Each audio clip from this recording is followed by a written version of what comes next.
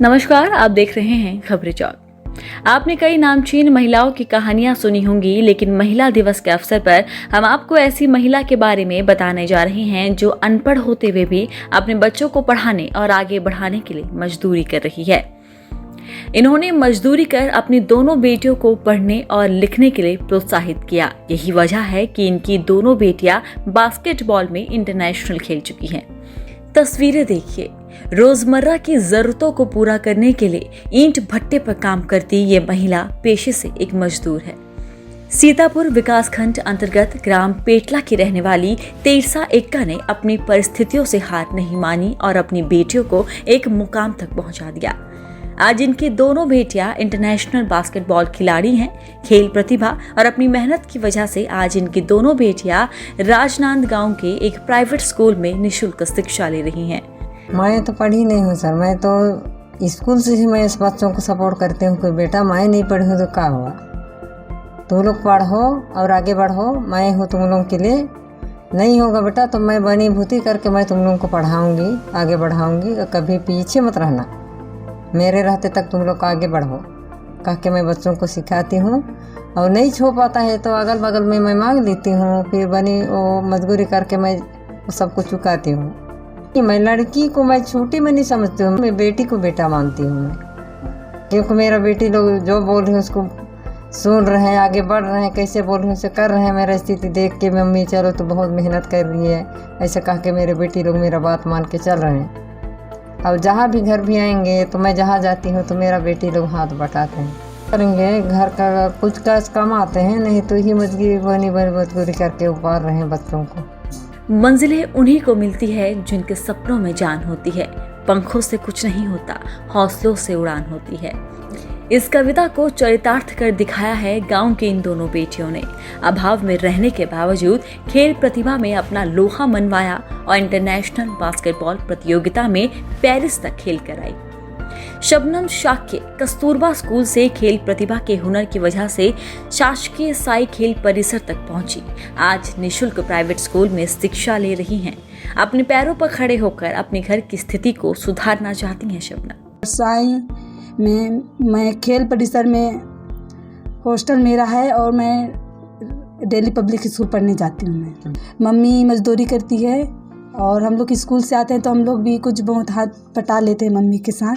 वो कस्तूरबा से लेके गए थे, फिर हम लोग वहाँ खेले, फिर इंटरनेशनल जो कोच हैं राजनांदगांव वाले वो सर आए, फिर हम लोग का स्पीड वगैरह देखे, फिर वहाँ से सिलेक्शन करके नाम लेके गए, फिर वहाँ से सिलेक्शन हुआ साई हॉस्टल में हम लोग का। फिर वहाँ से पेरिस में तो हम लोग जब फाइनल के लिए खेले थे तो पेरिस की टीम से हुआ था हम लोग का।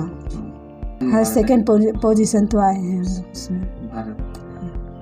जॉब भी करना चाहती हूँ मैं, अपने पाँव में खड़े होना चाहती हूँ, फिर जो हमारे इस स्थिति है ऐसे उसको सुधारना चाहती हूँ। फिर बेटियां बेटों से कम नहीं। आदिवासी परिवार में पैदा हुए, लेकिन मां के सपोर्ट ने खेलने और पढ़ने के लिए प्रोत्साहित किया, जिसकी वजह से नीतू एक्का इंडिया टीम की ओर से ऑस्ट्रेलिया खेल चुकी है।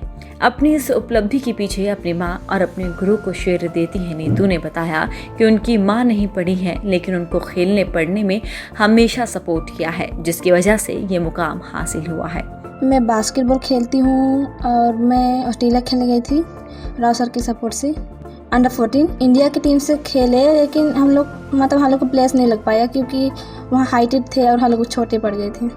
मम्मी बहुत सपोर्ट करी हम लोग के लिए, मम्मी कभी पीछे नहीं हटी, मम्मी हर चीज़ में सपोर्ट करी। वो खेलो पढ़ो बोलती रही, खुद नहीं पढ़ी लेकिन हम लोग को पढ़ाई और आगे बढ़ाई। बहरहाल किसी सज्जन ने कहा है कि अगर आप गरीब पैदा हुए हैं तो ये आपकी गलती नहीं है, पर अगर आप गरीब ही मर जाते हैं तो ये आपकी गलती होगी। ये बेटियां उनके लिए एक नज़ीर हैं।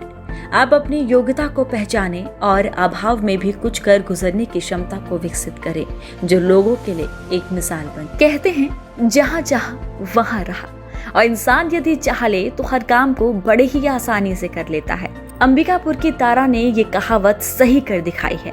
अंबिकापुर की सड़कों पर अपने नवजात शिशु को लेकर ये महिला दिन भर ऑटो चलाती है।